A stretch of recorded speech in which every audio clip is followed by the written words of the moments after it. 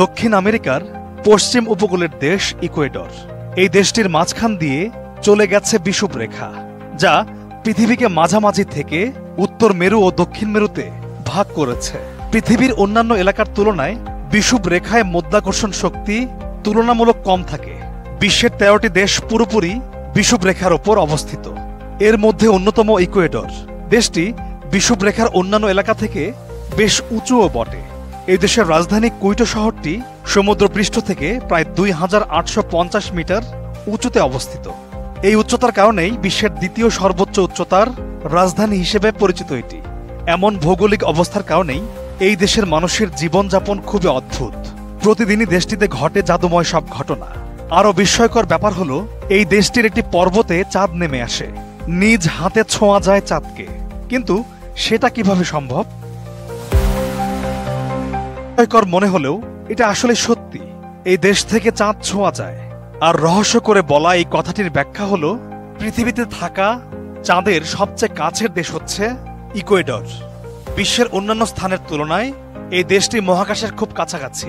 মানে পৃথিবীর সর্বোচ্চ পর্বতশৃঙ্গ মাউন্ট এভারেস্টের চূড়ার চেয়েও ইকুয়েডরের চিম্বোরাজো পর্বত চাঁদের বেশি কাছে।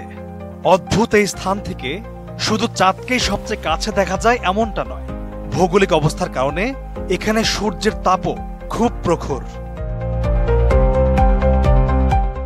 বিষুবরেখার উপর অবস্থিত হওয়ায় সারা বছর এখানে দিন ও রাতের দৈর্ঘ্য প্রায় সমান থাকে। অদ্ভুত ব্যাপার হলো, সূর্য সরাসরি এই দেশের ওপরে অবস্থান করে।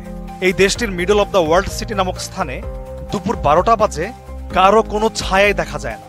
মাটিতে কারো কোনো ছায়া দেখা যায় না। ইকুয়েডরে কাল্পনিক বিষুবরেখা চিহ্নিত করতে আজব একটি লাইন আঁকা আছে মাটিতে।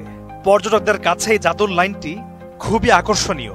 এই লাইন বরাবর পৃথিবীর আকর্ষণ ভিন্নভাবে কাজ করে। কেউ যদি বিষুবরেখার চিহ্নিত এই লাইনটি দিয়ে হাঁটতে চায়, তবে সে কখনোই সোজাভাবে হাঁটতে পারবে না। কিছুক্ষণের মধ্যেই পড়ে যাবে সে, কারণ এই অদ্ভুত রেখায় কোরিওলিস বলের প্রভাব শূন্য।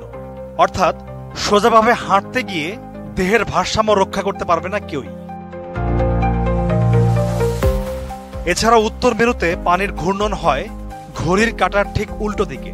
কিন্তু আজব ব্যাপার হলো, বিষুবরেখার এই অঞ্চলে বেসিনে পানি ছাড়লে সেটাতে কোনো ঘূর্ণন তৈরি হয় না, বরং তা কোনো ঘূর্ণন তৈরি না করেই পাইপ দিয়ে সরাসরি নিচে চলে যায় পানি। এছাড়া এই স্থানে যে কোনো সরু বিন্দুর ওপর খুব সহজেই কোনো কিছুর ভারসাম্য রাখা যায়। যেমন একটি পেরেকের ওপর সহজেই ডিম বসিয়ে রাখা যায়। জীববৈচিত্র্যের জন্য দেশটি বেশ জনপ্রিয়।